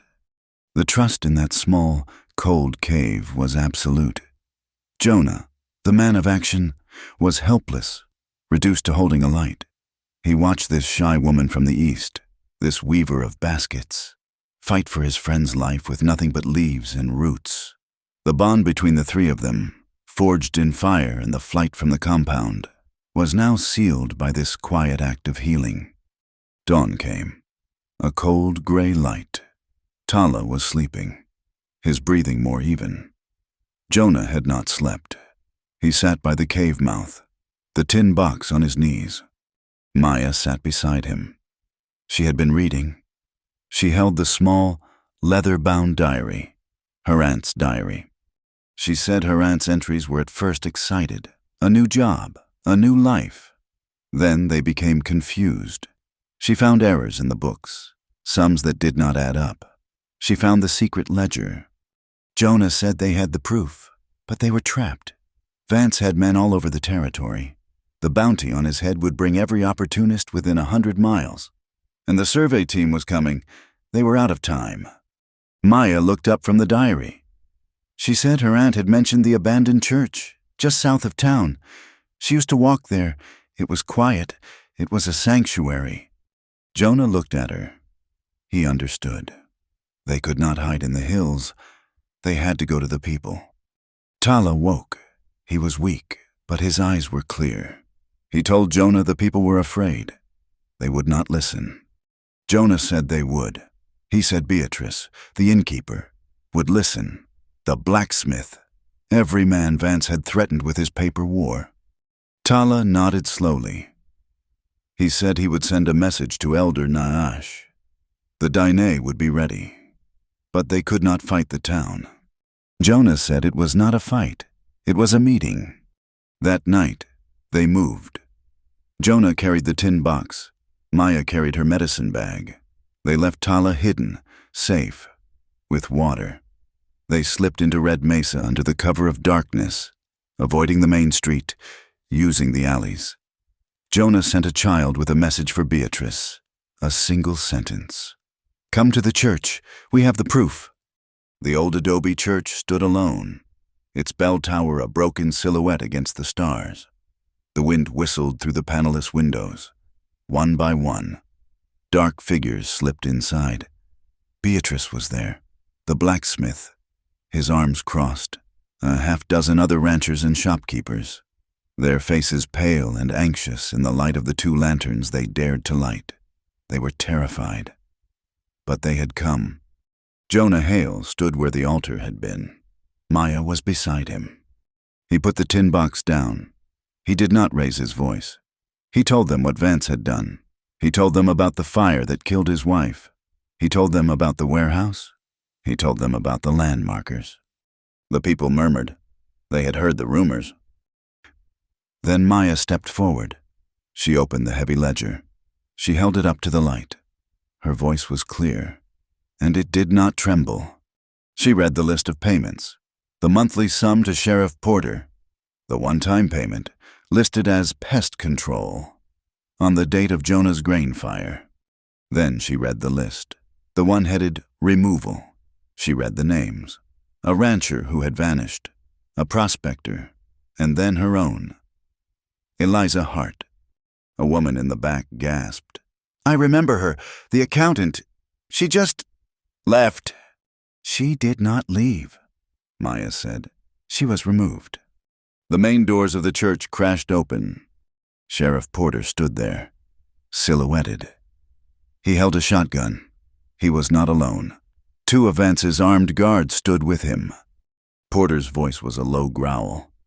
He told the people to go home. He said this was an illegal gathering. He said Jonah Hale was a wanted fugitive. He pointed the shotgun at Jonah. He told him to give him the box. The townsfolk shrank back.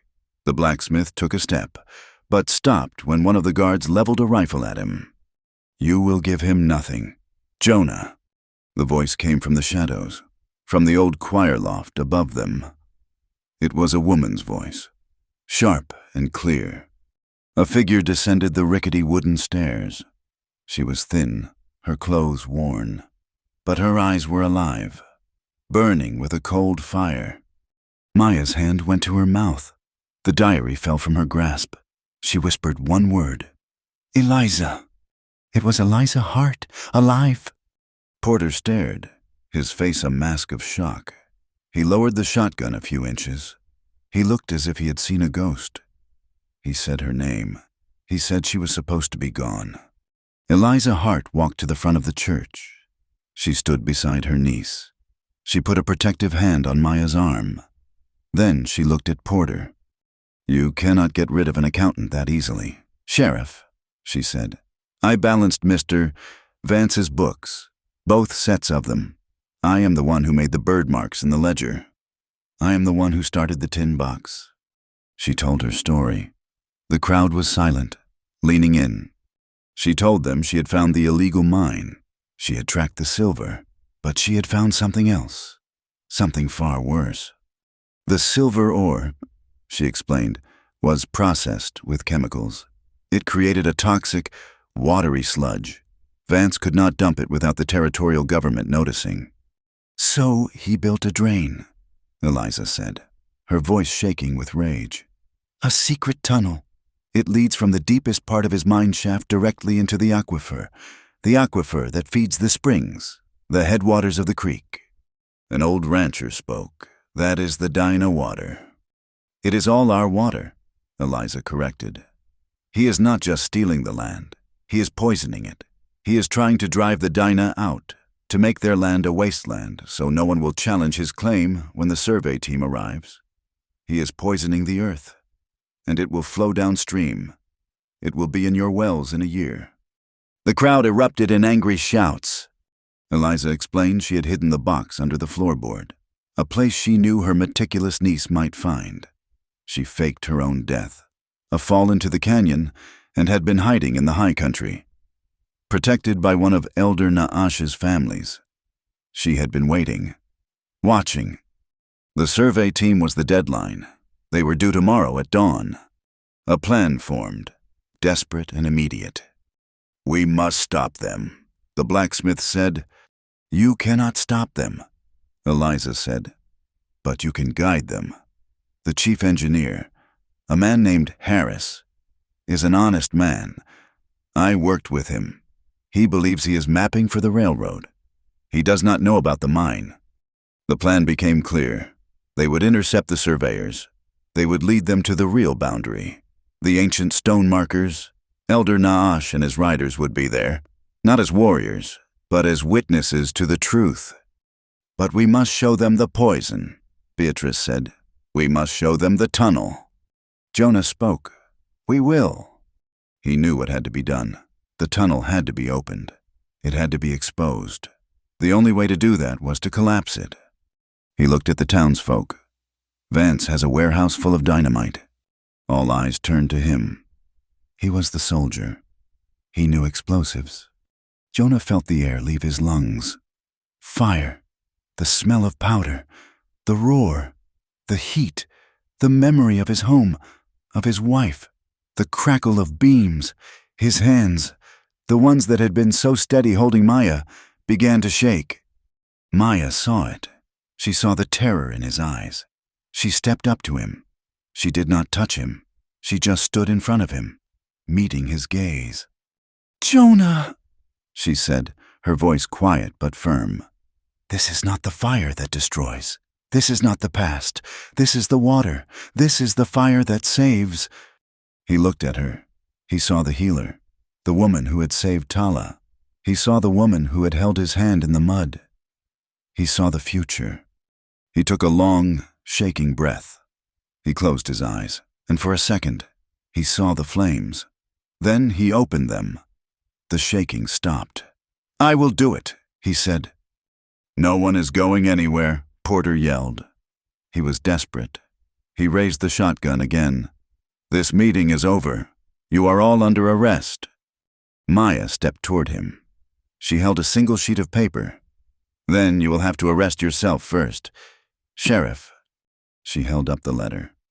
"This is a confession, written and signed by you. It details every bribe you took, every fire you ignored." Porter laughed, a harsh, dry sound. "That is a pathetic forgery. That is not my name." "I know," Eliza said, stepping forward. "It is my handwriting. Mr. Vance had me practice your signature for months. For land deeds he needed you to sign when you were unavailable. But the signature," she held it next to a wanted poster on the wall, "is a perfect match." She turned to the crowd. "Who here has a deed signed by Porter, a tax bill, a fine? Bring them. Let us see how many signatures the sheriff has. Let us see which ones are real." The crowd became a mob. They were no longer afraid. They were landowners, and this was an attack on their property. The blacksmith, the ranchers. They surged forward. They did not hurt Porter or his men. They simply took their guns. The sheriff was a sheriff no more. Jonah looked at the disarmed men. He told the blacksmith to tie them up and keep them in the church. He looked at Eliza and Maya. The plan was set. A shadow appeared in the doorway. It was Tala. He was pale, leaning on the doorframe, but he was standing. He said the riders were gathered. Elder Naash was waiting. He said they would be guides, not an army. They would protect the surveyors from Vance. They would disarm, not kill. This was a fight for justice, not for blood. Jonah nodded. They had until dawn. One chance to save the water and to face the fire. The sun climbed over the red cliffs, filling the canyon with a clear, cold light. It was the light of truth. The survey team entered the canyon mouth. They were men in practical clothes, carrying tripods and measuring chains. Their leader was a man named Harris, an engineer with an honest, tired face. He looked uncomfortable. Beside him, riding a fine black horse, was Asa Vance. Vance was not smiling. His face was a mask of cold anger.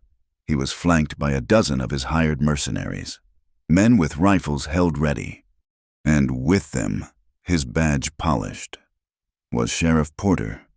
He had been freed. His eyes scanned the canyon, searching, his face tight with a desire for vengeance. They were met by a strange sight. The townsfolk, not a mob, but a silent gathering. Beatrice, the blacksmith, a dozen others. They stood behind their farm wagons, which had been pulled into a rough defensive line. So, Eliza Hart stood in front of the wagons, with Maya beside her, on the high ridges, visible, silent, and watchful. Sat Tala and 20 Dinah riders. They held their rifles, but not aimed. They were witnesses. Vance rode forward. He pointed at Jonah, who stood near the wagons, his hand on his horse. Vance told Mr. Harris that Jonah Hale was a wanted criminal, a murderer, and an arsonist. He said these people were obstructing federal business. Eliza Hart stepped toward the engineer. She held out the tin box. She said she had proof. She told Mr. Harris his maps were based on fraud. She told him of the illegal mine, of the names in the ledger. Harris looked from the box to Vance. He was a man caught between his duty and his suspicion. Sheriff Porter saw his entire world collapsing. He saw the ledger. He saw the townsfolk who had tied him up. He saw the federal official who would believe them. He panicked. He lifted his rifle. He did not aim at Jonah. He aimed at Eliza Hart, the source of the proof. He fired. The shot was a deafening crack in the enclosed canyon. The bullet tore through the air where Eliza had been. The blacksmith had lunged, shoving her to the ground. Chaos erupted. The surveyors scattered, taking cover. The mercenaries of Vance raised their rifles. But Maya was ready. She had been waiting for this. She raised her small crossbow. She fired. It was not a dart. It was the small bag of pepper and chili.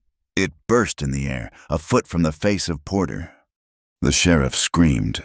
It was a high, thin sound. He dropped his rifle, his hands flying to his eyes.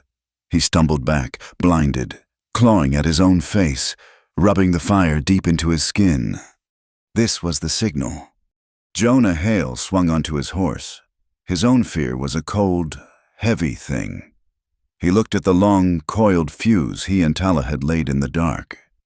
It led to the base of the canyon wall, to the spot Eliza had marked on her map, the weak point of the tunnel. He saw the faces of the mercenaries turning toward him. He saw the memory of his burning home. He saw the smoke. He smelled the heat. His hands trembled on the reins. He could not move. Then he saw Maya. She was reloading her crossbow. She looked at him, her eyes steady. She was not afraid. She was there. She was alive. She had told him this was the fire that saves. He broke free. He kicked his horse, a desperate, sudden movement. He galloped, low over the saddle, across the open space. The mercenaries, confused by the smoke from the pepper, fired late. Bullets sang past him. He reached the fuse. He leaned down, his match striking, the sulfur flaring. The fuse caught, a small, sputtering spark. It began to eat its way toward the wall. He wheeled the horse, galloping back, yelling, his voice raw. He told them all to take cover. The ground shuddered. It was not a loud explosion. It was a deep, sickening cough, a sound from beneath the earth. A whole section of the canyon wall, 50 feet wide, bulged outward and then collapsed into a pile of rock and shattered timbers. A dark hole was revealed. For a moment, nothing happened. Then, with a low, hydraulic groan, the water came. It was not the clear, life-giving water of the spring. It was a thick, black, stinking flood. It poured from the collapsed tunnel, thick with mine tailings and chemical slime, smelling of sulfur and rot. It cascaded down the rocks and formed a spreading, foul pool on the canyon floor. The proof. The townsfolk stared in horror. Mr. Harris, the engineer, walked forward. He looked at the poison water. He dipped a stick in it. He looked at his hands, his face pale. He turned to Asa Vance. His voice shook with a cold, official rage. He said all surveys were suspended. He said all claims filed by Vance were invalid. He declared the site a federal matter. He told Vance he was under suspicion of fraud, illegal mining, and endangering the public. Vance looked at the exposed tunnel. He looked at the engineer. He looked at the dino riders on the cliff, at the defiant townsfolk. He saw his empire, built on paper and fear, dissolve in a pool of his own poison. He saw one person to blame. He moved, fast as a snake. He grabbed Maya. She was the closest. He yanked her back, pulling her against him. He pressed the cold muzzle of his revolver against her temple. He yelled at them to back away. He told them he would leave, and he would take the girl with him. Jonah stood on the slope, his horse breathing hard. He watched. His blood turned to ice. He dropped his own revolver from his belt. It hit the dirt. He dismounted. Slowly, he raised his hands, open and empty. He began to walk toward them. Vance screamed at him to stop. Jonah did not stop. He walked, his steps steady on the rocky ground. He looked, not at the gun, but at the face of Vance. He spoke. His voice was not loud, but it cut through the silence. He did not talk about the mine. He did not talk about the water. He spoke of the fire. He spoke the name of his wife. He asked Vance if he remembered her. He reminded him of the smell of burning pine, of the house that was gone. He asked him what he had built with those ashes. He asked him if the silver was worth the ghosts. He was a man stripped bare, his grief an open, unarmed weapon. Vance faltered. He was a man of numbers, of leverage. He did not understand this. He did not understand a man who would walk, unarmed, into the face of a gun. He was distracted, his eyes locked on Jonah, on this man he had broken but who would not break. He did not see the shadow detach itself from the rocks behind him. Tala moved. His wounded side was a blaze of pain, but his feet were silent. He did not try to attack. He simply moved. He slammed the wooden stock of his rifle hard against the arm of Vance, the one holding the gun. The sound of bone hitting wood was a dull crack. Vance roared in pain. His grip loosened. Maya was not a passive hostage. The moment the gun wavered, she drove her elbow back into the ribs of Vance. She twisted, low and hard, breaking free. The revolver flew from the numb fingers of Vance. It skittered across the rocks. Vance was free. His hostage was gone. His gun was gone. He looked at Jonah. He looked at Tala. He looked at the angry faces of the townsfolk. He ran. He scrambled up the side of the canyon, away from the crowd, seeking the high, broken trails. He fled toward the chasm at the canyon end. At the same time, the blacksmith and 2 ranchers, seeing their chance, moved.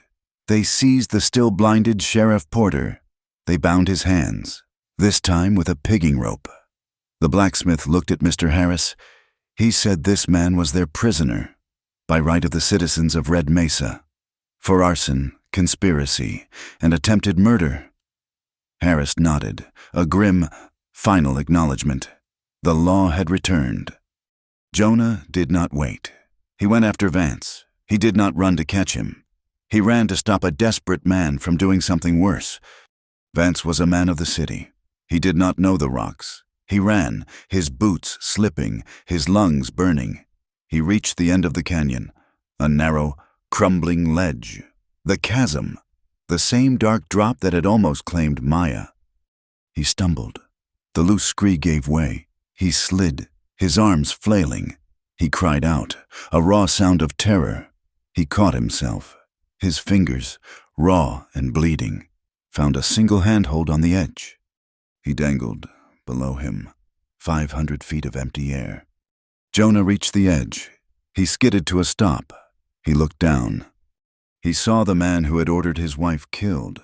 He saw the man who had poisoned the water and stolen the land. He saw the man who had just tried to kill Maya. And he saw a human being, terrified, dangling by one hand. Jonah did what he had to do. He knelt. He lay flat on the rock, anchoring himself. He reached down. He extended his hand, his palm open, his arm straining. He offered to pull him up. Vance looked up. His face was slick with sweat and terror. He saw the hand, steady, calloused. He saw the face of Jonah Hale. He saw no triumph in it. He saw only a terrible, decent pity. And for Asa Vance, that pity was worse than the fall. To be saved by this man, to owe his life to the man he had wronged, was a humiliation he could not bear. His arrogance, the thing that had driven him, was the only thing he had left. His face twisted into a mask of pure hatred. He screamed, a final, incoherent curse. He accused Jonah of mocking him. Then, with a last, defiant glare, Asa Vance opened his hand. He let go. He fell. He did not make a sound. He just became a small, dark shape, swallowed by the blackness of the canyon. Jonah Hale stayed there, his hand outstretched over the empty space, for a long, long time. The canyon was quiet. The only sounds were the slow drip of poisoned water and the shifting of nervous horses. Asa Vance was gone, a dark memory swallowed by the chasm. Jonah Hale remained at the edge, his hand still extended over the emptiness. He felt a touch on his shoulder. Maya. She stood beside him, her face pale, her eyes filled with a terrible, shared knowledge. She did not speak. She simply stood with him, a solid presence against the vast, empty air. He slowly pulled his arm back, his fist closing on nothing. Below them, the canyon floor was a scene of sudden, sharp order. Mr. Harris, the federal engineer, had taken command. His shock had burned away, leaving a cold, professional anger. He walked to the bound Sheriff Porter, who was still trying to rub the pepper from his streaming eyes. Harris looked at the blacksmith. He said that this man was now a federal prisoner, and he would be tried for conspiracy and attempted murder. He then turned to Eliza Hart. He bowed his head slightly. He asked her, formally, if she would be willing to provide a full and detailed statement. He said her testimony, combined with the evidence in the tin box and the undeniable poison pouring from the tunnel, was more than enough. Eliza, her arm around her niece, nodded once. She told him she would. Mr. Harris looked at the ledger. He saw the list of names. He told Eliza that the assets of the Vance conglomerate were, as of this moment, frozen. He would send a wire to the territorial governor. He would begin an investigation for every missing name on that list. Justice, he said, had been obstructed, but it would now be served. Days passed. The cold spring rains came, heavy and cleansing. The federal marshals arrived, taking Porter in irons. They took the ledger, the letters, and the bound copies of Eliza Hart, her testimony.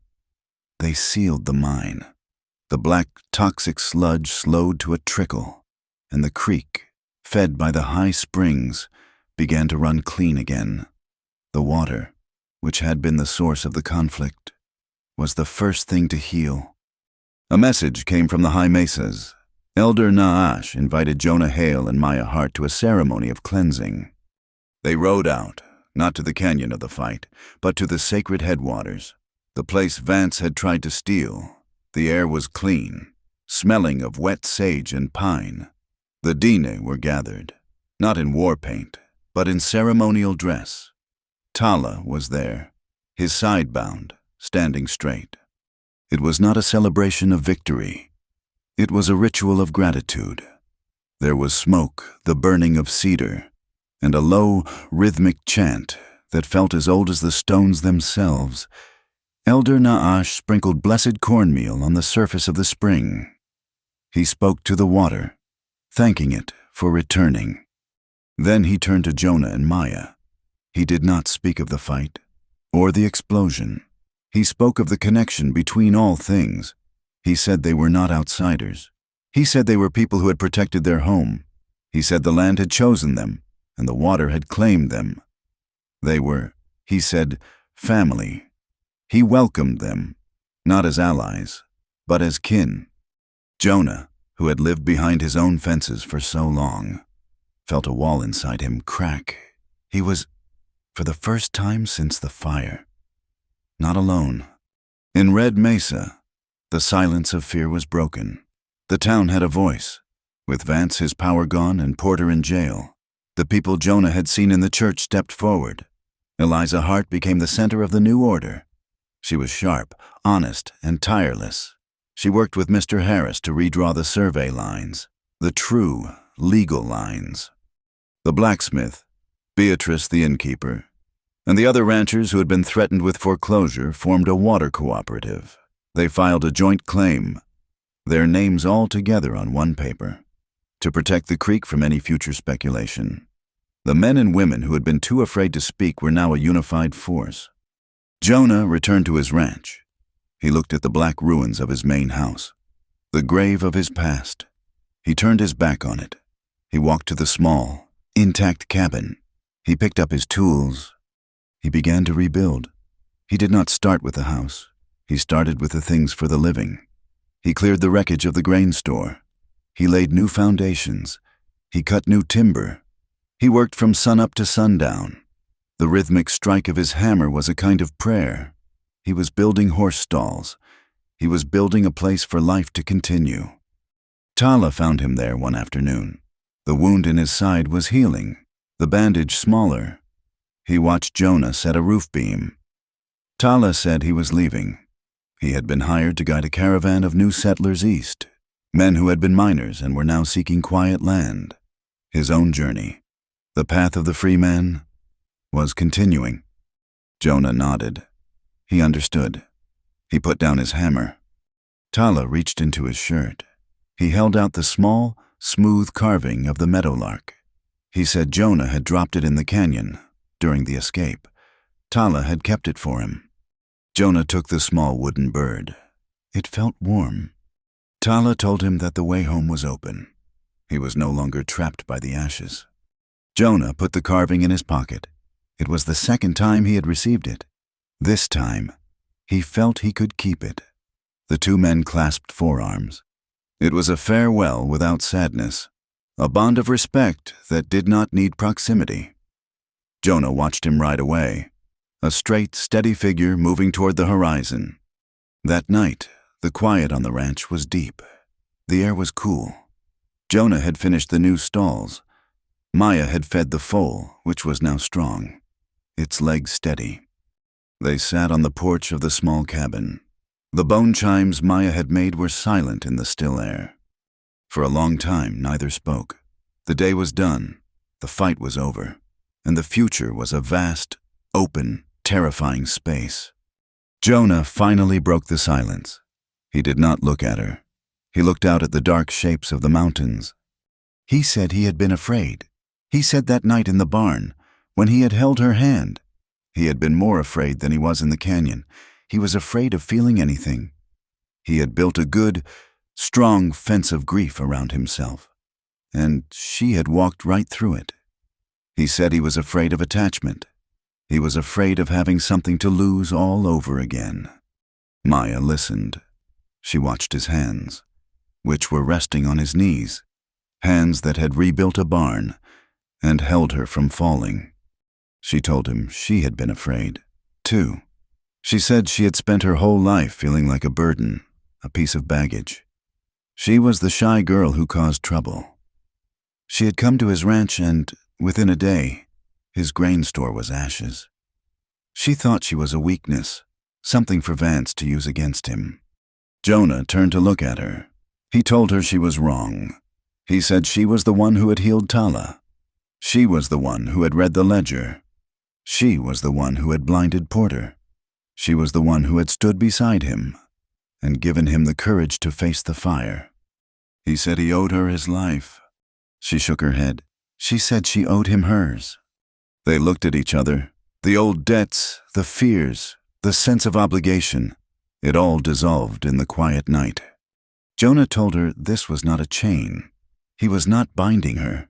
He was not asking her to stay because of what had happened.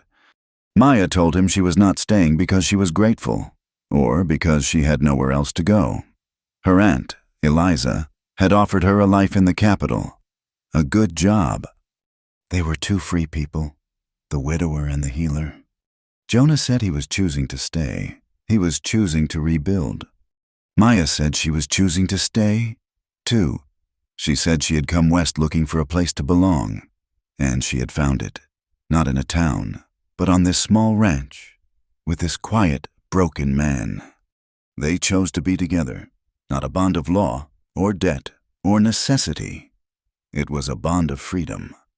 Later that night, Maya sat at the small table in the cabin. She had moved her things from the barn. She lit a lamp. She took out a fresh sheet of paper and a pen. She began to write. It was a strange letter. She addressed it to Miss Maya Hart, formerly of the East. She wrote to her past self. She wrote that she was sorry that she had believed she was weak, sorry that she had thought her worth was measured by the trouble she caused. She told this other Maya, the girl who had stepped off the stagecoach, that she was wrong. She was a healer, she was a fighter, and she was not a burden. She was a foundation.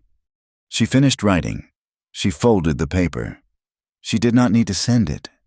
She went outside, onto the porch. She had a small charm, one she had made herself, a bundle of dried sage, for cleansing, and yarrow, for healing, tied with a single reed, a promise of protection.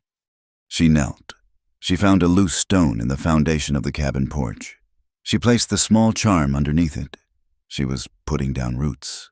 She was making a promise to this house, to this land. The next morning, Jonah came out. He found her standing on the porch, watching the sun rise. In the far, far distance, faint as a heartbeat, they could hear it. The rhythmic clanging of steel on steel. The railroad was still coming. The world was not stopping. But it no longer felt like a threat. It was just a sound. The community had its voice. The water was safe. The law, slow and imperfect, had finally arrived. Red Mesa would survive. The first season of rains was a miracle. The water, now running clean from the high mesas, washed the last of the black poison from the canyon and soaked the thirsty land. For the first time in what felt like a generation, the high grass grew thick, a sea of green that swayed in the dry wind.